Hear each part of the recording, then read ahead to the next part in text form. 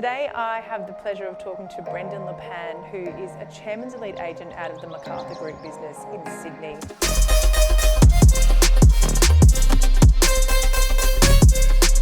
With over 20 years experience, he keeps getting better every year that goes by, and we're going to hear how he built his career from the ground up. Brendan, thanks for joining me today. Thanks for having me. Okay, so over 20 years. Yes. So I just wanted to talk about, you've got such an interesting story. It's always great to go back to before it all began, before you got into real estate. So how did you find your way into our industry? It was, I was almost force-fed into it. It was a bit of the backstory is my wife, my now wife, and I have been together for over 20 years. And I hadn't really found my calling at that point in time. I was at university, I was doing an environmental science degree, and I'd say I was probably a bit of a loser. I didn't have a phone, I didn't have my own car, I was driving my dad's VL Commodore, and at the age of 22, 23, I was out with my mates and friends and partying, and I was doing an environmental science degree at Western Sydney, and I think she knew as much as I knew that I wasn't going to fulfil the degree.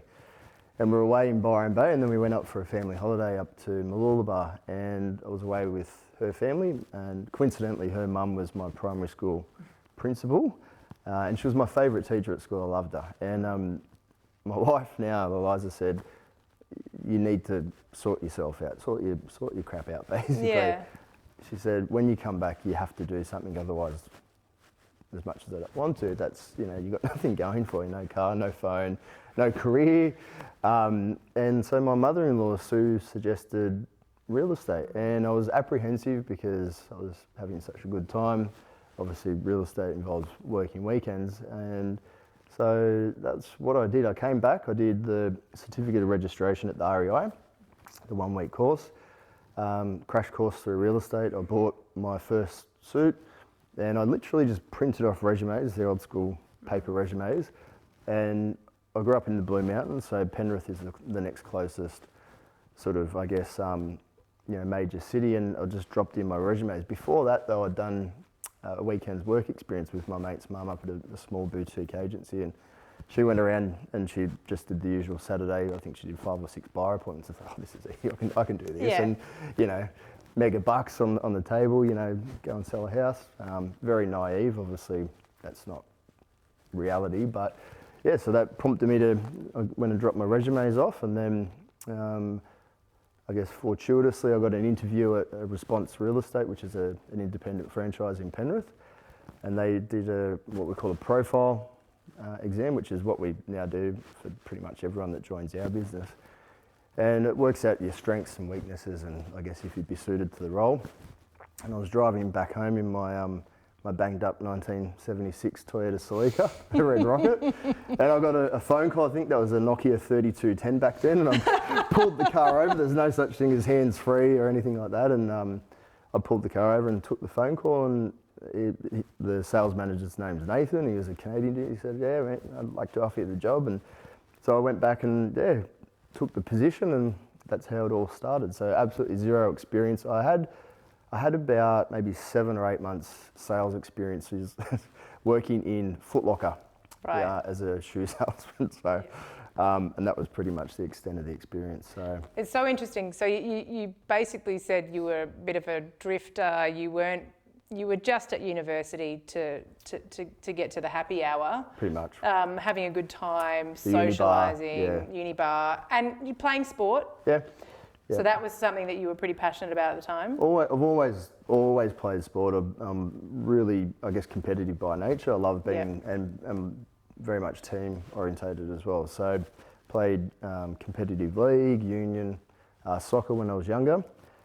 Bit of a random one, roller hockey, which isn't the most mainstream sport, but lucky to have great parents, and they travelled all over New South Wales for that. And then when I guess progressed through, and when I did start real estate, I did a comeback tour for rugby union. I was playing for Penrith Emus, and the first ruck I'd smashed my knee apart, and I had to make the decision, a B grade sports person or a career, and obviously I I went down the career path and went with real estate. Yeah, so you were kind of, you knew you were competitive, but you were not really in a driven part of your life. And then you enter this career, which potentially at the start you didn't actually know really what you were signing up for. No, I really didn't. And I don't think I really twigged with it until about probably 3 or 4 months in. You know, and I think that's one of the things that it's really kept me so engaged over the last 20 years is that there's no limitation or cap on what you can or can't achieve. It's really, and so, you know, in the, I guess, initial phases, I was trying to compete with, you know, other people that had more success within the businesses I was working within. And then over time, you know, and getting better and I guess more skillful, you know, you'd surpass those people's results. And then it was really around competing with yourself and driving for your own goals. And that's where I'm at the moment. You know, if someone's doing better than me, great. That's, you know, the successes. I wish them all the best. But I want to get better and compete. Yeah, and yourself. Yeah. I'm keen to understand. So you said you got profiled when you were at the first agency, and so they look into your personality trait and the attributes. How was that insightful for you at the time? Did you learn things about yourself that perhaps you didn't know, or did it confirm things that you already knew about yourself? Probably, well, you never really think about it until you, like, I'd never done one of them. I remember thinking, far out, this is like so random, you know, like one of the questions is what would you do as a you know, what is your personality when you walked into an elevator? Would you know, talk to the person in there? Would you say nothing? Would you? And I thought, oh, I'd probably just have a chat, you know, with them. And so you work out if you're not in tune and you're not a people's person, you don't have to love people, but you have to be able to relate to people in this, then it's not going to suit you. And I think, you know, over time, then you sort of work out, I guess, you can't change who you are, but you can definitely, like you said, associate with, I guess, all right, well, that's my personality type, and then whether you can mould that a little bit differently over time, I don't know, but... And you got the job based on the result of that profile. So you clearly had the makings of a good salesperson, and that's why they gave you a go.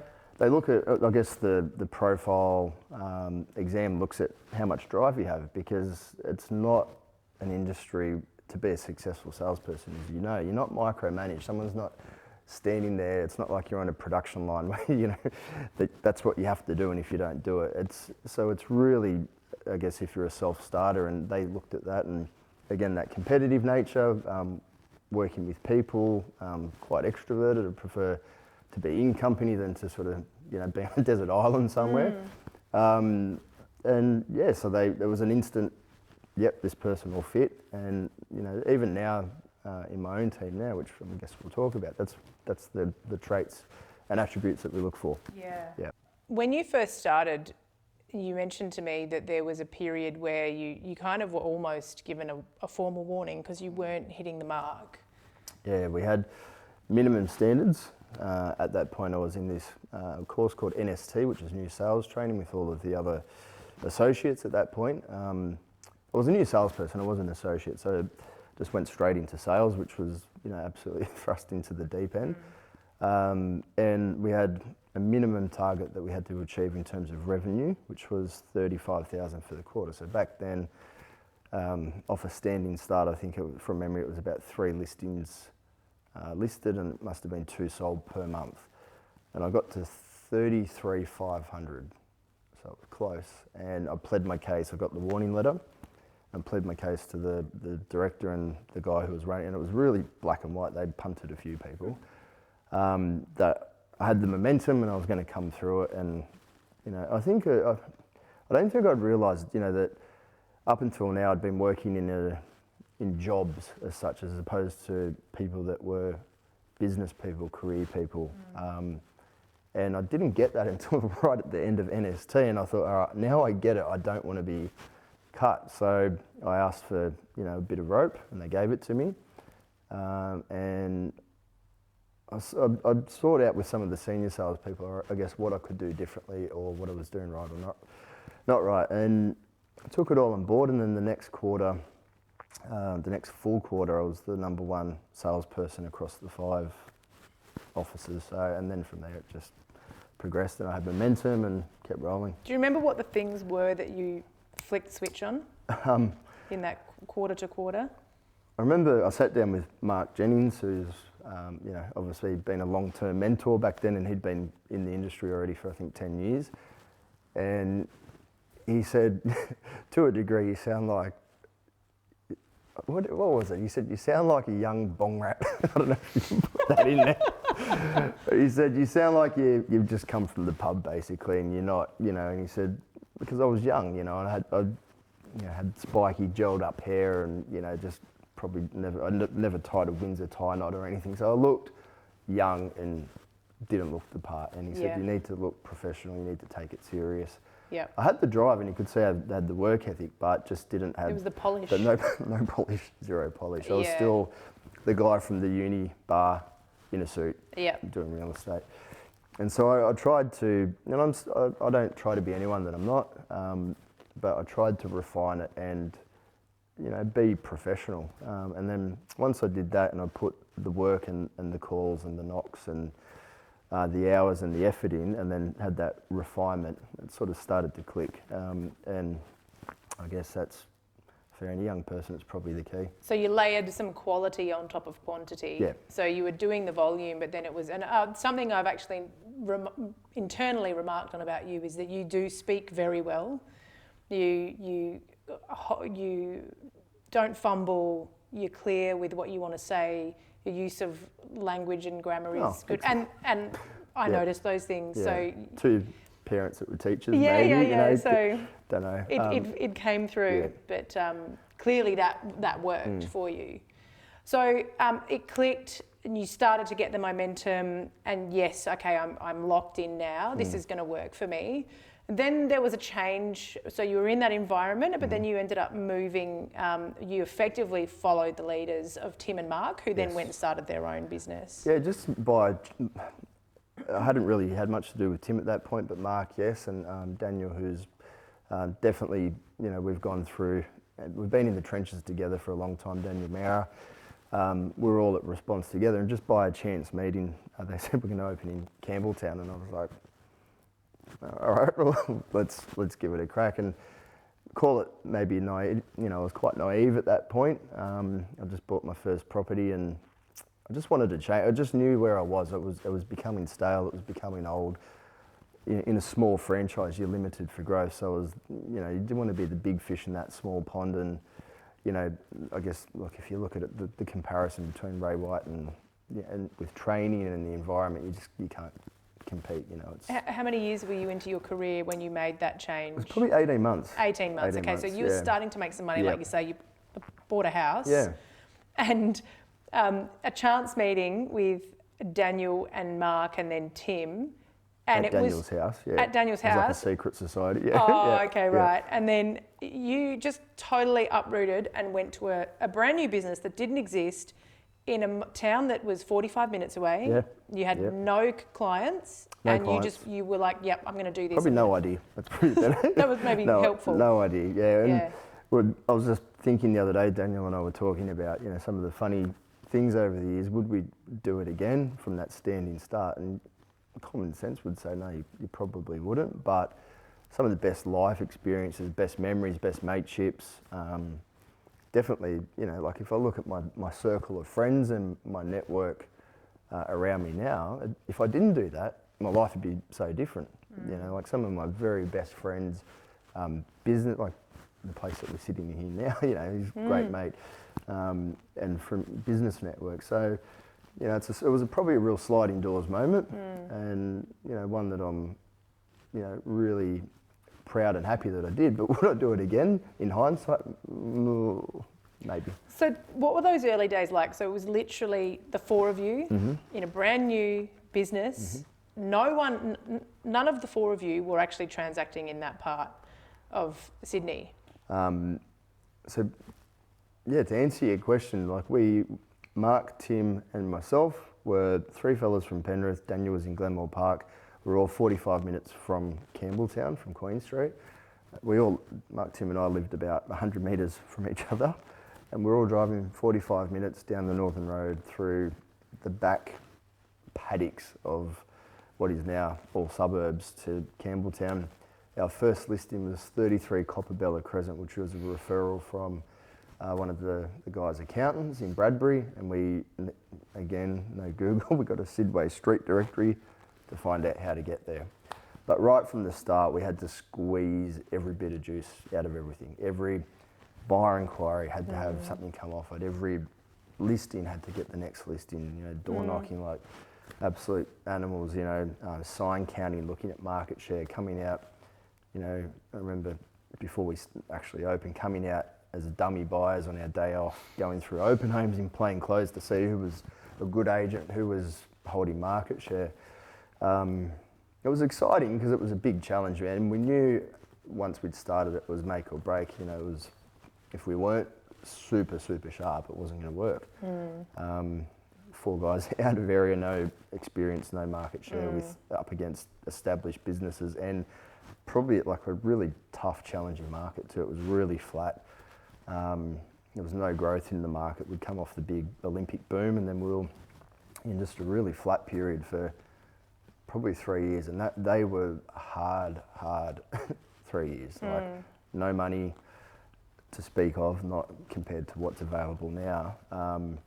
Yeah, you were saying to me before, you were selling for people who they'd bought for 4, or they owed 400 on the house, it might have sold for 3, and you were having to help them negotiate personal finance to pay out the mortgage to be able to move on. And not once or twice, like constantly. And obviously with those sorts of financial hardships and comes, you know, a lot of divorce, and, you know, it was really tough. There wasn't any, you know, really sort of, I remember the first home that I sold over 400 grand was in Clarissa Place in Ambervale. I remember it like as a real milestone.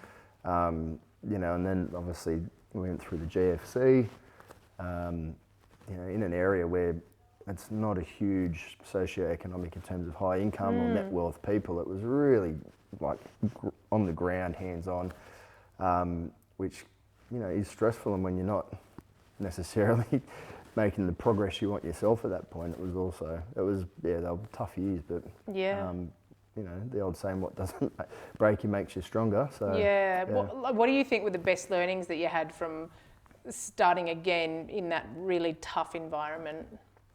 Well, I think going back to what I was speaking about, if your customer service wasn't exceptional, if your appraisal wasn't amazing, if you weren't strong on fee, if you know, back then there wasn't profiles or anything like that. It was really just about those 1%ers in the market. And we all came out of like a Gemin-based business, which was really big on front-loaded on prospecting and getting the listing. If we weren't strong around that, we wouldn't have made it through. And I think, you know, we really formed like a wolf pack, basically, the 4 of us, and then our wins and losses were sort of celebrated or felt together. And so that's, and you know, if you look now, like 20 years later, the business is so different, but there's still the foundations, I guess, around each person just making sure that those 1%ers are done right. So. It's so interesting. So you've been in the industry for 20 years, and you were in the Macarthur Group business from its inception, and you're still one of the top performers in the business. You know, you said in your peak year during the boom, you did over $3 million in GCI. High volume. It's so interesting because we know most agents in our industry plateau at 5 years and then taper off, and it's the new people that will take the lead. But you've just hit the nail on the head with that commitment to continually improving. Trying to get better. How do I get better? Better systems, better people, better marketing, you know, things like social media. I'm self-confessed, I'm hopeless on it. I invited my wife to a surprise 35th birthday on Facebook when I tried to, like, I've got nothing. But her surprise party, you invited her. So I was standing in the kitchen, she was on the lounge, and she said, "You've just invited me to my surprise 35th. I'll give up, you know. But, you know, those areas where I'm not great at, I try to make sure that we've plugged the gaps with really good people. This year, I want it to be my best year. I'm going for 3.5 fin year, and I think when you stop pushing, then we were talking about it, like there's so many other industries that are more forgiving. If you're not fully invested to your clients, to yourself, it comes through and it just doesn't work. Go, you know, just work in retail, whatever's going to give you that, I don't know, you have to be on your game, and particularly when when we're going through tougher times like we are right now. We've never seen these sort of interest rate increases and people under pressure, and if you're not on point and getting the result and having the edge over the market or your competitors, then what are you doing it for? Yeah. So it can't always be about, the flashy cars and that doesn't drive me. Like, I love nice things, but I want to be the best that I can be, and for my clients, and then obviously you get rewarded for that financially down the track as well. Yeah. Yep. So you're a bit of a trailblazer, and even to the fact that you were the first person in your business, and actually probably one of the first people in your marketplace to build a team. Yep. And that was out of necessity because you were working hard and creating a lot of success, and then obviously capacity is challenged. What was that first experience like with your first team member? It was probably a disaster, to put it bluntly. We'll look back on it and think, it was, and nothing was laid out for us, so you had to trial something. So Suzanne was the first assistant. That was when we just had Campbelltown office. And you sort of get to that point where you're just like a cat on a hot tin roof, you're just running a million miles an hour. So Suzanne came on board. I wasn't clear as mud about the role, and it was more like, I've got this pressure of this assistant.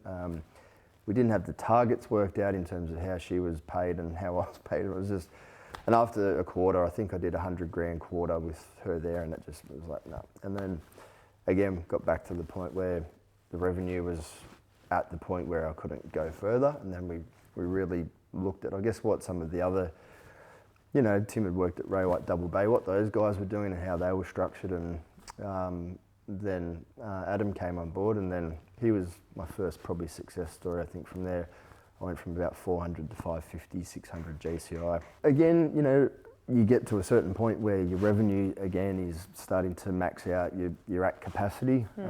So now, back then, if I look back then, it was more around, all right, I just got to put someone else on because I'm too busy. Now it's around, all right, well, if we get to X amount of GCI per month, we look at it per head. So each associate is classed as $1 producing associate.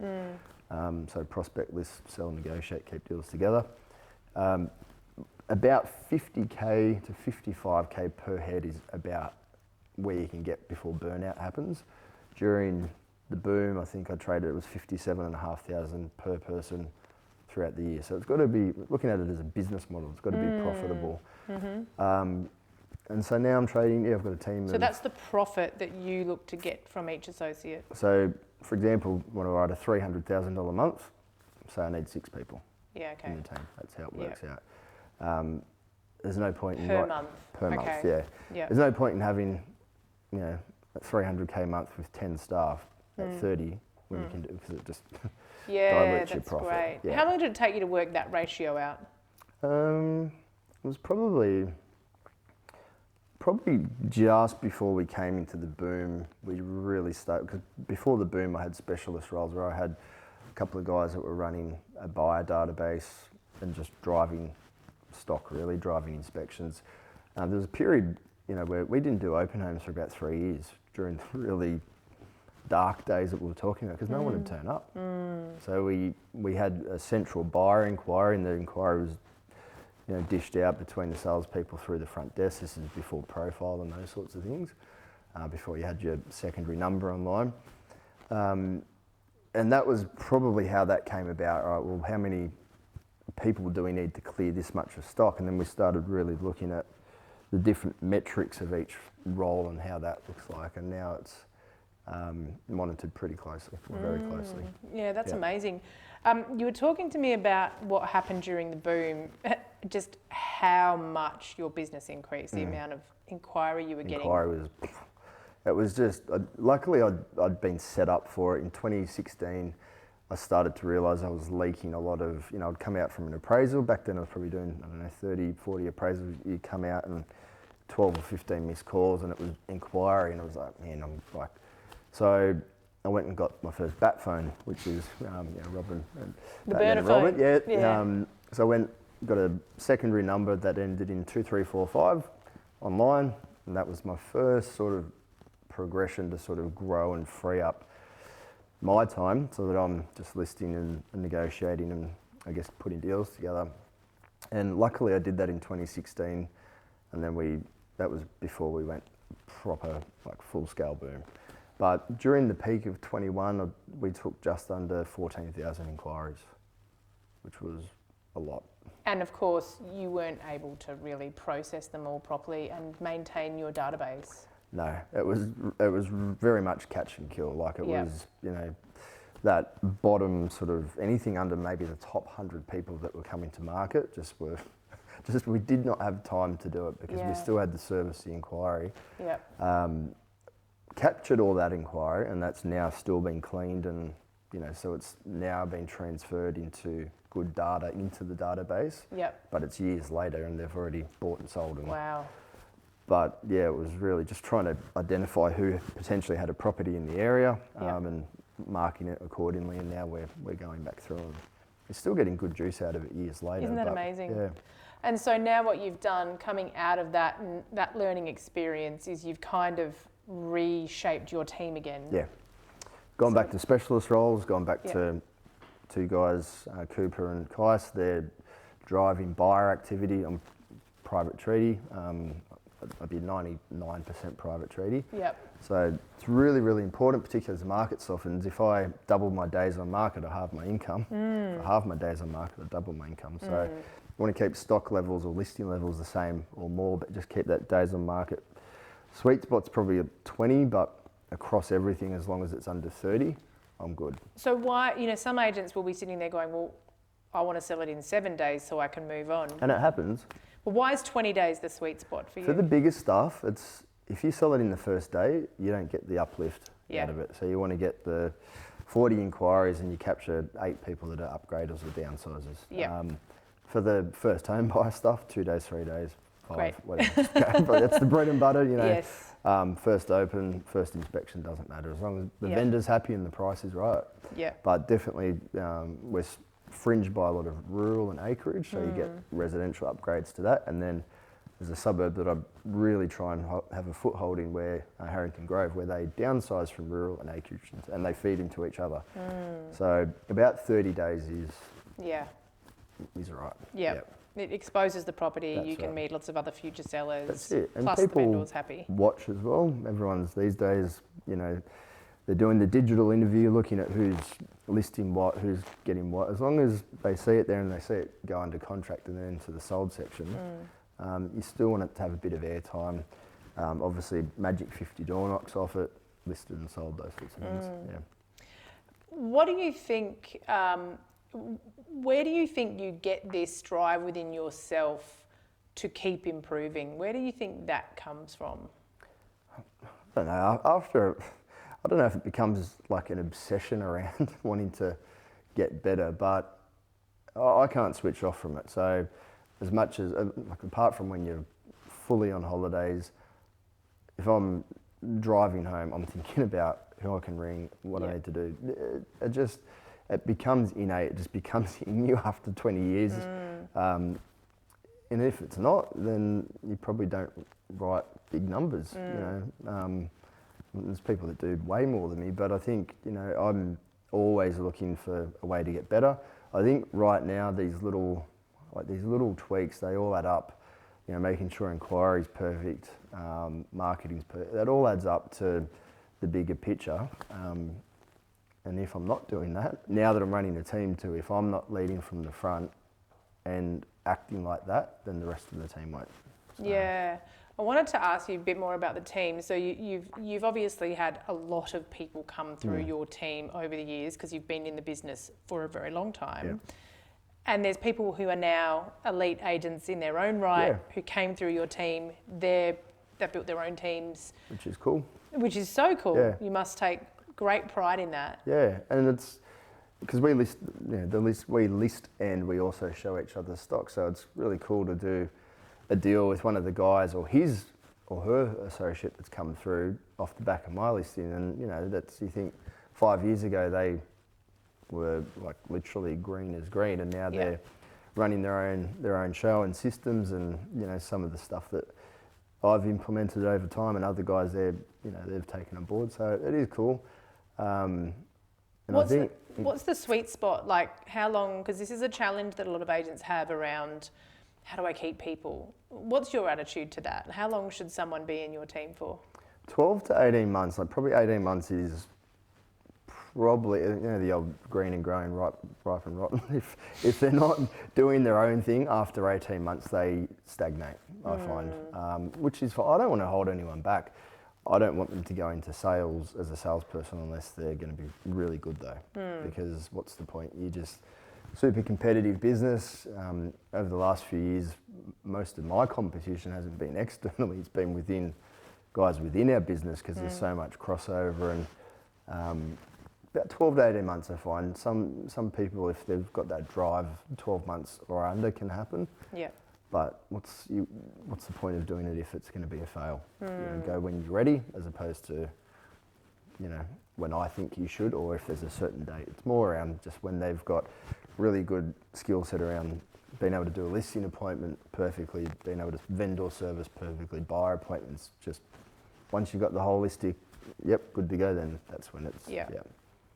And what was I going to ask you? Oh, so you're talking about the structure of your team. So you do have people working in a buyer service function, people that are servicing the database, but you also have a dedicated administration professional in your team, and that's more of a long-term fit. Rach has been, she's been the constant through the boom, before the boom.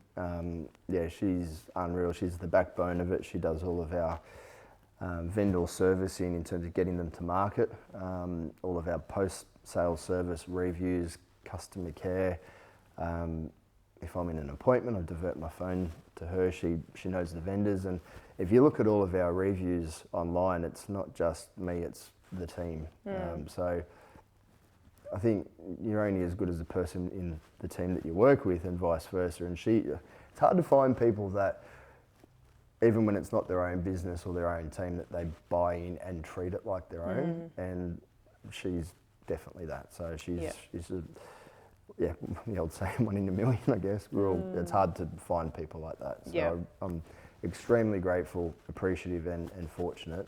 And we've trialled things, done things well, not well, and she's been behind it, and she's unreal.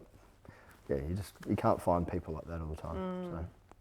So a long time, built an amazing career, developed the careers of so many other people. What does the future have in store for you?